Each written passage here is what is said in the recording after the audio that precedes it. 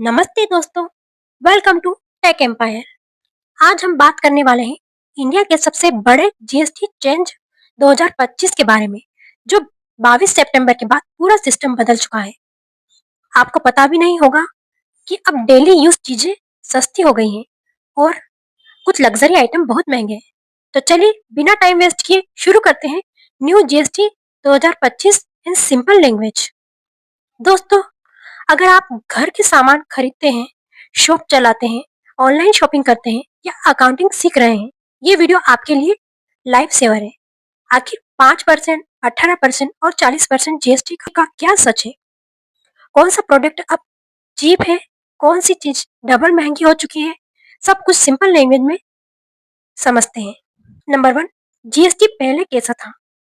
पहले जीएसटी में 5%, 12%, 18%, 28% जैसे मल्टीपल स्लैब थे, जिससे कॉमन लोग कंफ्यूज होते थे कौन सी चीजें कितनी परसेंट में आती हैं। बिजनेसेस को भी कैलकुलेशन में प्रॉब्लम होती थी। इसलिए गवर्नमेंट ने 2025 में सिस्टम को सिंपल बनाने के लिए डिसीजन 22 सितंबर के बाद नया जीएसटी सिस्टम। अब जीएसटी को सिंप्लीफाई करके सिर्फ 3 स्लैब में रखा गया है। Number one, 5% essentially and daily use item. Number 2, 18% most goods and service. Number 3, 40% luxury and sin goods. ये सिस्टम समझने में इजी, कैलकुलेट करने में इजी और बिलिंग करने में भी ज्यादा क्लियर है। अब कंफ्यूज होने की जरूरत नहीं। कौन कौन सी चीजें सस्ती हुई हैं? चलिए सबसे इम्पोर्टेंट पार्ट, क्या सस्ता हुआ है?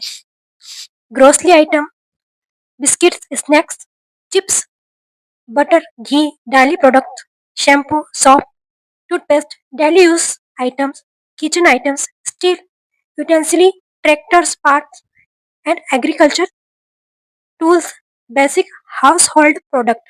इनके जीएसटी लो स्लैब में आने की वजह से घर का महीना सस्ता होने लगा है, यानी हाउस होल्ड बजट में थोड़ा रिलीफ मिल रहा है। कौन सी चीजें अब महंगी हैं?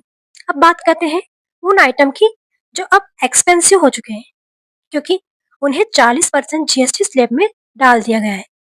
Number one, luxury cars, premier bikes, high end phones, branded luxury product, sin goods, tobaccos इत्यादि। यानी अगर आप लग्जरी चीजें प्रेफर करते हैं, अब थोड़ा बजट सोच समझ के बनाना होगा।